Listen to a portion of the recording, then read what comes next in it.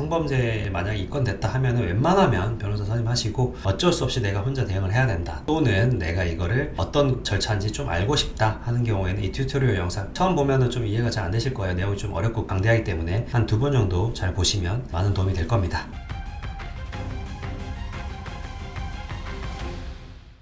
자, 성범죄 고소를 안 당하면 가장 좋겠지만 만에 하나 진짜 운이 나빠서 고소를 당했다, 그럼 어떻게 대응해야 될까? 그 대응 튜토리얼에 대해서 오늘 남자 필수 지침서 이 내용을 좀 다뤄보려고 합니다. 성범죄 선임료가 다른 사건보다 좀 세잖아요. 그리고 또 저 같은 경우에는 또 사건 수 자체를 정해놓고 제한을 두고 있기 때문에 모든 사건은 다 맞지 못하는 경우가 많이 있습니다. 그래서 저를 선임하고 싶지만 못하시는 분들도 많은 걸로 알고 있어요. 그럼에도 불구하고 저 채널을 구독해주시고 좋아요 꾸준히 눌러주시는 분들이 참 많은데, 이분들에게 뭐라도 좀 도움이 돼야겠다라는 생각으로 어떤 도움을 드릴까 고민하다가 이 성범죄 고소를 당할 경우에 변호사 선임할 돈은 좀 부족하고 이러면 혼자 대응하려면 어떻게 해야 되는지, 이런 대응 튜토리얼을 좀 만들면 좋겠다라는 생각이 들어서 제가 성범죄 1타 강사로서 지금까지의 강의들, 영상들을 총망라해서 수업하는 형식으로 한번 진행해 보려고 합니다. 단계는 총 5단계로 나눌 수 있을 것 같아요. 고소 전, 그 다음에 고소된 직후, 그 다음에 경찰 조사 단계, 검찰 단계, 법원 단계, 각 챕터별로 총 정리하는 영상이니까요.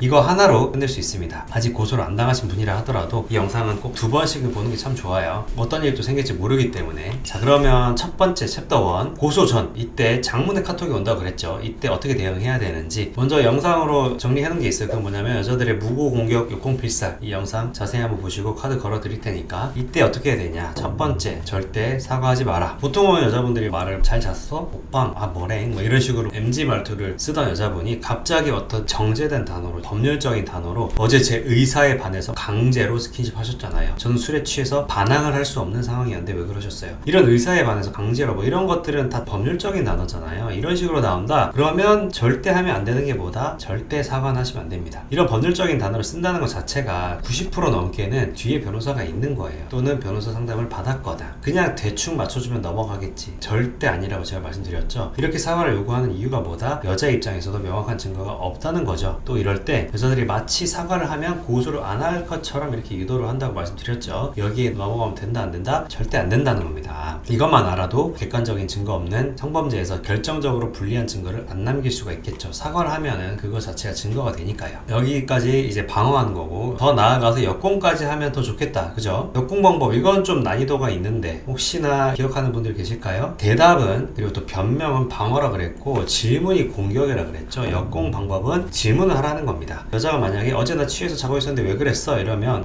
그게 아니라 너가 어제 집에 가기 싫다고 했고 같이 모텔로 걸어 들어가서 혼자 스스로 샤워도 잘하고 우리 이러이러한 대화도 했고 스킨십 할 때 네가 위에 올라가서 하기도 했고 너무 좋다고도 말도 했는데 기억 안 나? 정말 취했으면 왜 그랬어? 라고 오히려 물어보라는 겁니다. 아까도 말씀드린 것처럼 응용이에요. 좀 어려울 수 있어요. 근데 이 방법을 제가 알려드려서 제 의뢰인이 고소 자체를 막은 적도 있었습니다. 기본편은 절대 사과하면 안 된다. 응용은 오히려 질문하라, 역공하라, 이렇게 하시면 될 것 같고. 챕터 2, 이제 그럼 고소를 당했다. 경찰 조사 전까지 어떻게 해야 되냐. 일단 그러면 고소당한 걸 어떻게 알 수 있을까요? 경찰에서 연락이 옵니다. 우편으로 오기보다는 보통은 전화로 많이 와요. 모르는 번호로 전화가 오니까, 모르는 번호라고 해서 무조건 보이스피싱이라고 생각하고 안 받지 말고 꼭 잘 받으시기 바랍니다. 보이스피싱인지 아닌지 구별하는 방법도 제가 알려드릴 테니까요. 일단 모르는 번호 경찰이라고 하면서 전화가 왔다. 그럼 무조건 녹음을 하세요. 난생 처음으로 경찰에서 전화를 받으면 혼이 나갑니다. 기억도 하나도 못하게 돼 있어요. 일단 녹음하라는 거죠. 그 다음에 경찰들이 전화가 와서 은근히 막 떠보는 질문을 하는 게 되게 많아요. 이때 왜냐면 경찰에서도 정보를 캐내기 위해서 하는 거거든요. 근데 아직 전화 받은 사람 입장에서는 사건 대비 하나도 돼 있나요? 안 돼 있죠. 그런 상황에서 혼자 대답하다 보면 실수를 많이 하게 될 수밖에 없습니다. 긴장도 되고 유도 신문식으로 질문을 툭툭 던지면 거기다 그냥 내내 대답해버리면 큰일 나는 거예요. 왜냐, 진짜 경찰이 무서운 게 뭐냐면 이렇게 질문을 툭툭 던져놓고 대답을 잘못하면은 그것을 냅다 수사보고 형식으로 해서 기록에다가 다 정리해서 남겨버리거든요. 이런 실수를 안 하려면 사건 관련된 질문에서 절대 대답하면 안 되고 변호사를 선임해서 나중에 조사받을 때 그때 대답하겠다, 이렇게 얘기하시면 된다는 거죠. 세 번째는 담당 수사관의 이름과 전화번호를 꼭 물어보시기 바랍니다. 이거는 보이스피싱 방지에 도움이 되는데 어느 경찰서인지 소속팀이 어딘지, 보통 성범죄 같은 경우에는 여성 청소년계, 줄여서 여청계라고 하거든요. 이 소속일 거고 수사관 이름이 뭔지, 그리고 계급이 뭔지, 경위인지 뭐 이런 거 물어보고, 이분이 바로 여러분의 인생을 결정할 담당 수사관이란 말이죠. 나중에 이 사람의 이름이나 전화번호 이걸 알아야지 변호사가 연락을 해서 소통을 또 할 수가 있거든요. 네 번째는 조사 일정을 미루라. 조사를 꼭 바로 받을 필요는 없습니다. 이거 모르는 분들 생각보다 되게 많은데 조사 받기 전에 철저한 준비를 하고 가야 된다는 거죠. 바로 받을 필요가 없고 미룰 수도 있다. 수사관 중에서는 바로 내일 오세요, 아니면 내일 모레 오세요, 안 되면 그 다음날 오세요, 이렇게 하는 분들이 많은데 이렇게 하면 큰일 납니다. 수사관들이 이렇게 하는 이유가 뭘까요? 변호사를 데려오면 수사관 입장에서는 좋을까요, 안 좋을까요? 안 좋겠죠. 최대한 혼자 오도록 유도를 하는 건데 이렇게 하면 호랑이 굴에 아무 준비도 안 하고 그냥 걸어 들어가는 셈이 되는 겁니다. 일정은 한 10일에서 2주 정도까지 미룰 수 있으니까 최대한 많이 밀어놓고 변호사 선임하고 가겠다고 얘기를 하시기 바랍니다. 다섯 번째는 고소장 정보 공개인데 내가 고소를 당했으면 그 내용이 뭔지부터 확인을 해야겠죠. 방법을 제가 알려드릴게요. 블로그에도 정리를 해놨어요. 여기 쭉 보면 정보 공개 포털 사이트가 있습니다. 여기 회원가입을 하시고 로그인을 한 이후에 청구 신청이라고 이렇게 클릭을 하시면 청구 기관을 여기서 또 클릭을 하시면 됩니다. 청구 내용에는 사건 표시, 무슨 사건, 뭐 성범죄 뭐 얘기하고 담당 수사관 이름이나 관할 경찰서 알아야 되는 이유가 여기 있는 거죠. 담당 수사관이 누군지 이런 걸 써야지 정보 공개를 빨리 받을 수 있다는 거겠죠. 정보에는 고소장 청구 이유는 사실관계 파악이 필요해서 허가를 해달라 이렇게 작성을 하시면 됩니다. 그리고 기관명의 관할 경찰서를 꼭 입력을 하시고 그 다음에 공개 방법은 포털을 통해서 전자 파일로 이렇게 받는 게 좋습니다. 수령 방법은 우편으로 받으면 또 시간이 오래 걸리기 때문에 이메일로 받는 게 가장 좋죠. 청구 정보 작성하고 고소장 정보계 청구를 해주시면 되는 거죠. 이렇게 똑같이 따라 하시면 되고 이걸 알아야지 고소 내용에 맞게 준비를 할 수가 있거든요. 또 여섯 번째는 CCTV를 확보해야 된다. 이건 진짜 목숨 걸어야 되는데 별표 10개 치세요. CCTV 어떻게 달아야 되냐? 일단 어디에 CCTV가 있는지 알아야 되잖아요. 동선을 한번 떠올려 오는 겁니다. 시간과 함께. 이 여자분과 밥도 먹고 술 먹고 편의점 갔다가 모텔을 갔다가 생각을 해보세요. 그러면 이 동선에 따라서 CCTV를 따면 되는데 제일 중요한 게 뭐다? 일단 모텔 CCTV겠죠. 모텔 CCTV는 다시 들어가는 장면, 들어갈 때 비틀거리면서 들어가는지 부축을 해주는지 뭐 이런 게 중요하고요. 또 나오는 장면, 같이 나오는지, 나올 때는 또 멀쩡하게 잘 걸어 나오는지 이런 게 너무나도 중요하죠. 그리고 만약에 모텔 들어가기 전에 보통은 또 편의점에 가서 술이나 이런 거 사서 가는 경우가 많잖아요. 그래서 편의점 안에 CCTV도 잘 확인해 봐야 됩니다. 대부분 분위기가 좋은 경우에는 편의점 안에서도 손잡거나 스킨십 하는 경우 되게 많거든요. 이런 거 확보가 되면 굉장히 도움이 되겠죠. 그리고 또 모텔 안에서 올라갈 때 그 엘리베이터 안에서의 상황도 중요합니다. 이게 또 술 마시고 막 취해서 먼나잇 하고 하는 상황이면 편의점에서도 스킨십 하거나 아니면 엘리베이터 안에서도 스킨십 하고 손을 잡거나 얼굴을 만진다거나 이런 걸 했음에도 불구하고 기억을 못하는 경우가 많이 있어요. 그래서 CCTV를 확인하면 이런 것들이 포착이 되는 경우가 많기 때문에 이런 게 있으면 당연히 유리하겠죠. 왜냐하면 서로 분위기가 좋았다는 걸 보여주는 거가 되기 때문에 만약에 모텔 CCTV가 없다면 그 전 단계인 술 마실 때라든지 이때 CCTV를 따야겠죠. 이때 뭐 서로 스킨십이 있었으면 더 좋은 거고 분위기가 좋았거나 뭐 이런 경우 있으면 이거를 담아두면 좋다. 그게 없다면 그 전 단계 밥 먹을 때 CCTV를 따면 되고 CCTV는 많으면 많을수록 좋겠죠. CCTV 보관 기간이 한 2주도 안 되는 경우도 많기 때문에 한 달로 알고 계시는 분들이 많은데 CCTV에 따라서 보관 기간이 또 다 달라요. 그래서 최대한 빠르게 움직이는 게 중요하다. 그리고 또 이런 질문을 많이 하시더라고요. CCTV는 개인정보라서 잘 안 주네요. 어떻게 해야 될까요? 여기서 저만의 비법이 좀 있긴 한데 이거를 유튜브에서 말씀드리기에는 조금 어려운 부분이 있거든요. 그래서 정말 궁금하신 분들은 전화 상담 신청해 주시면 제가 알려드리도록 하겠습니다. 그 다음에 7번째가 사건을 정리해보라는 건데 시간대별로 타임테이블을 만들어서 무슨 일이 있었는지 쭉 정리를 해야 됩니다. 이 작업이 정말 너무나 중요한데 왜냐 사람의 기억은 정확하지가 않아요. 언제 무슨 일이 있었는지 기억이 뒤죽박죽인 경우가 너무 많습니다. 그래서 술도 마셨겠다 정확히 기억이 안 나는데 이거를 그래서 문서 파일로 만들어 봐야 된다는 거죠. 어떤 형식이 있는 건 아니고 처음에 토요일날 밥집에서 어디서 밥 먹고 무슨 이야기 했고 술집은 어떻게 이동했고 스킨십은 뭘 했고 무슨 이야기를 해서 모텔로 가게 됐고 호텔에 들어갈 때는 어떻게 들어갔고 등등 생각나는 거 모조리 싹 다 써보시기 바랍니다. 세부적이고 구체적일수록 좋거든요. 다 쓰고 나면 이제 다시 또 보면서 추가하고 또 수정을 해야 돼요. 어떤 컴퓨터 프로그램 같은 경우에도 계속 업데이트를 하잖아요. 게임도 그렇고 버그가 발생하니까 계속 업데이트를 하지 않습니까? 이 사건 정리도 마찬가지예요. 계속 업데이트를 해야 됩니다. 그러다 보면 아 이게 사실은 뒤에 있었던 일이구나 순서도 다시 생각이 난다거나 아 맞다 이때 이 말 했었지 이렇게 새롭게 생각나는 경우도 있거든요. 8번째로는 예상 질문을 뽑아봐라. 내가 수사관이라면 무슨 질문을 할지 생각을 해봐야죠. 예를 들어 스킨십 할 때 여자분 동의 구한 적 있어요? 그냥 가만히 있으면서 동의를 한 거예요? 여자분이 동의했다면 증거는 뭐예요? 여자분이 만약 취해서 제대로 동의 안 했을 수도 있는 거 아니에요? 이런 식으로 반대편에 서서 질문을 던져야 됩니다. 이렇게 하려면 뭔가 메타인지가 있어야겠죠? 근데 이게 사실 어렵죠. 왜냐면 나는 당사자잖아요. 내 입장에서 사건을 바라보는데 내가 아닌 상대방 반대편의 입장에서 사건을 바라보고 나올 예상 질문을 뽑는다는 게 사실 쉬운 게 아닙니다. 그래서 사실은 사건 관계 정리에서부터 예상 질문 뽑는 거 이거는 변호사랑 같이 하는 게 훨씬 좋습니다. 9번째가 이제 변호사 선임인데 제가 피해야 할 변호사 영상 올려놨죠? 이거 참고하시고 빠르게 한번 쑥 말씀드려보면 네이버 상단에 노출된 분은 조심하라. 왜냐면 마케팅 비용을 수억씩 쓰는 경우가 너무 많다. 그 다음에 정관 출신이라는 좋다는 점만을 강조하시는 분들도 좀 조심해라. 안 좋다는 게 아니라 이 점만 강조하는 분은 좀 조심할 필요가 있다. 이 로펌 규모에 너무 현혹될 필요가 없다. 네 번째는 연락 안 되는 변호사는 조심해야 되고, 다섯 번째는 승소를 지나치게 장담하는 변호사는 수임을 땡기기 위한 영업일 가능성이 높다고 말씀드렸죠. 여섯 번째는 담당 판검사의 친분을 강조하는 변호사, 이게 통할 가능성이 매우 낮다. 그다음 일곱 번은 상담에 변호사가 아닌 사무장이 오는 경우, 이거는 사건 진행도 사무장이 할 경우가 높다 그랬죠. 수임료가 지나치게 싼 변호사는 아무래도 박리담회로 돌리면서 서비스 퀄리티가 떨어질 가능성이 높다. 그 다음에 아홉 번째로는 지나치게 고압적인 변호사는 오히려 비싼 수임료 주고 의뢰 자리를 자처하는 거다. 그 다음 세 번째 챕터 3 경찰 조사. 첫 번째, 일단 경찰은 내 편이 아니다, 이걸 깔고 가야 된다고 말씀드렸죠. 경찰을 너무 믿으면 안 돼요. 절대 믿으면 안 되고, 두 번째는 유도신문을 조심해야 된다. 이 유도신문을 막으려면 어떻게 될까요? 일단 모르는 건 모른다고 해야 됩니다. 추측해서 대답하면 안 돼요. 이것만으로 유도신문을 막을 수 있어요. 유도신문을 하는 가장 큰 스킬이 뭐냐면 추측을 유도하는 겁니다. 여자분이 이때 술 많이 마셨죠? 스킨십 할 때 만져도 돼, 이렇게 얘기한 적 있나요? 아무 말 없이 만졌으면 동의 안 했을 수도 있는 거 아닌가요? 이런 식으로 추측을 계속 유도하는 질문을 하다 보면, 네, 생각해보면 그러네요, 네, 이렇게 하다 보면 유도신문에 넘어가게 되는 거거든요. 그래서 절대 추측성으로 얘기하지 마라. 세 번째는 혼자 가는 상황에서는 진술 녹화를 해달라고 하라. 이거는 왜냐면 변호사랑 같이 가면 굳이 뭐 진술 녹화 할 필요 없는 경우가 더 많은데, 혼자 가는 상황에서는 진술 녹화 할 필요가 있는 게, 아무래도 카메라가 돌아가고 있고 하면은 압박 질문이라든지 반말로 한다는 거라든지 이런 거는 좀 눈치가 보일 거잖아요. 경찰도 사람이니까. 네 번째는 조서 검토를 정말 꼼꼼히 해야 된다. 조서를 꾸민다고 말을 많이 하죠. 말하는 대로 조서는 받아 적는 게 아니거든요. 정리를 해서 쓰는데 내가 한 말 말고 다른 내용이 적혀있나 끝까지 잘 봐야 됩니다. 보통 한 두세 시간 조사를 하는데 받고 나면 정신이 나가버리는 경우가 많아요. 그런데 이 부분이 사실 가장 중요할 수 있습니다. 조서 검토 끝까지 긴장의 끈을 놓지 마시기 바랍니다. 다섯 번째는 거짓말 탐지기든 웬만하면 하지 마라. 진짜 억울하면 거탐할 수도 있는데 거탐에서 거짓 나오는 경우가 생각보다 진짜 많거든요. 그러면 뒤도 안 돌아보고 송치를 해버립니다. 경찰에서는. 경찰도 사실은 애매하기 때문에 거탐하자고 하는 거거든요. 그러면 피해자는 거탐을 하냐? 거의 안 합니다. 그런데 피의자, 고소당한 사람만 거탐을 해가지고 거짓이 나온다? 그러면 송치할 가능성이 매우 높겠죠. 그러니까 꼭 정하고 싶으면 한다곤 하되 피해자도 하는 걸 전제로 하겠다, 이런 식으로 얘기하는 방법도 있습니다. 여섯 번째는 조사 이후에 의견서 제출. 이것도 매우 중요한데, 조사 질문에는 수사관이 중요하게 생각하는 포인트들이 다 녹아있겠죠. 피해자의 주장도 녹아있고요. 이 부분에 대해서 조사에서 제대로 답변을 못했다면 의견서를 통해서 객관적인 증거를 가지고 충분히 설명해주는 게 너무나 중요합니다. 그 다음 네 번째는 검찰 조사. 검경 수사권 조정으로 검찰에서는 또 안 부를 경우도 있거든요. 무조건 검찰에서 또 부르는 건 아닙니다. 부르면 또 조사 받으시면 되고, 근데 검찰에서 또 할 수 있는 게 뭐가 있냐면 형사조정을 신청할 수가 있어요. 만약에 이건 합의하는 경우에 형사조정하는 건데, 그럼 검찰조정위원이 심판이 돼서 합의를 진행을 해줍니다. 형사조정 신청서를 간단하게 내면 되는데, 근데 조심해야 될 게 무혐의를 다투는 상황이라면 당연히 형사조정 신청을 하면 안 되죠. 형사조정 신청은 내가 혐의를 인정하면서 합의를 하겠다 하는 경우에 신청하는 거예요. 기간은 검찰에 송치되고 나서부터 한 1개월 내에 해야 되니까 이 기간은 좀 유의할 필요가 있고, 두 번째는 의견서 제출. 검찰에 또 의견서 낼 수 있습니다. 경찰에서 부족했던 게 있으면 의견서를 내시면 된다. 마지막 챕터 5 법원. 기소가 되었다면 이제는 법원으로 넘어가죠. 법원 넘어가면 처음에 뭘 하느냐? 1번은 혐의를 인정하는지 부인하는지 이 절차를 하거든요. 첫 번째 공소판길에 무죄를 다투는 걸 기준으로 한다면 부인을 해야겠죠. 두 번째는 이제 증거조사를 하는데, 이제 수사 단계에서는 내가 한 진술만 볼 수가 있잖아요. 그런데 법원 단계로 넘어가면 고소인이 한 진술이라든지 경찰이 수집한 CCTV 증거 이런 것들을 다 볼 수가 있거든요. 이거 보면서 어떤 증거는 동의하고 어떤 증거는 부동의할지를 결정하는 것을 증거조사라고 하는데, 만약에 무죄를 다투는 그런 상황이라면 고소인이 한 진술을 당연히 부인해야겠죠. 그렇게 우리가 부인을 하면 검찰에서 고소인을 증인으로 신청을 합니다. 세 번째가 증인신문인데, 고소인을 증인으로 불러가지고 직접 질문을 해볼 수가 있는 거예요. 고소인 진술은 최초 신고 당시 출동경찰관에게 한 진술이 있을 수가 있고, 고소장 내용이 있을 수가 있고, 그 다음에 경찰에 출석해서 한 진술이 있을 수가 있거든요. 여러 개가 있는데 이 진술 간에 어떤 달라진 점이 있는지, 모순된 점은 없는지, 이렇게 일관성과 구체성을 문제를 삼으시면 됩니다. 이 증인신문이 사실 재판의 꽃이라고 할 수 있는데, 이걸 어떻게 하는지에 따라서 결과가 달라지는 경우가 많거든요. 이건 정말 고도의 기술이 필요해서 혼자 하기는 정말 힘들 겁니다. 마지막 네 번째, 의견서 제출. 법원에서도 판사님이 보실 의견서를 제출해야 되는데, 증거조사 앞에 했잖아요. 그 다음에 증인신문, 모든 과정에서 나온 내용을 총정리해서 내가 무죄인 이유를 육하 원칙에 맞게 증거를 들면서 주장을 잘 하시면 됩니다. 여기까지가 모든 단계 쑥 한번 다 훑었는데요. 기간을 놓고 보면은 보통 무죄를 다투는 경우를 기준으로 보면 한 두세 달 정도 걸리고, 검찰에서 뭐 한두 달, 법원으로 넘어가면 또 한 두세 달 이 정도 생각하시면 됩니다. 이 긴 단계 사실 혼자 대응하는 건 좀 어렵죠. 성범죄 만약에 입건됐다 하면은 웬만하면 변호사 선임하시고 어쩔 수 없이 내가 혼자 대응을 해야 된다, 또는 내가 이거를 어떤 절차인지 건지 좀 알고 싶다 하는 경우에는 이 튜토리얼 영상 처음 보면은 좀 이해가 잘 안 되실 거예요. 내용이 좀 어렵고 방대하기 때문에 한 2번 정도 잘 보시면 많은 도움이 될 겁니다. 아직까지 혹시 제 영상 눈팅만 하시고 구독 안 하신 분 있다면 구독 눌러주시고 좋아요도 좀 해주시고, 그 다음에 제가 이렇게 여러분들에게 실질적으로 도움이 되는 영상을 찍어서 올려드리잖아요. 그런 만큼 제 채널에 가입도 좀 해주시고, 그 다음에 또 버구리 카페 이제 2,000명이 넘었습니다. 이제 10,000명까지 빨리빨리 가야죠. 가서 10,000명도 넘어서 사람이 많이 모여야지 힘이 생기잖아요. 그러면서 저희 목소리를 내고, 전 뭐 여혐 이런 말 안 할 겁니다. 전 여혐이 아니라 진짜 우리 억울한 남성분들을 인권이라든지 이런 것들을 보호하기 위해서 정말 저는 중립적이고 합리적인 이야기를 할 거예요. 이런 저의 생각이나 주장에 호응을 해주시고 공감해 주시는 분이라면 카페에도 좀 가입해 주시고 그러면 참 감사할 것 같습니다. 무더운 여름도 이제 끝나가는데요. 우리 다 같이 힘내봅시다. 파이팅!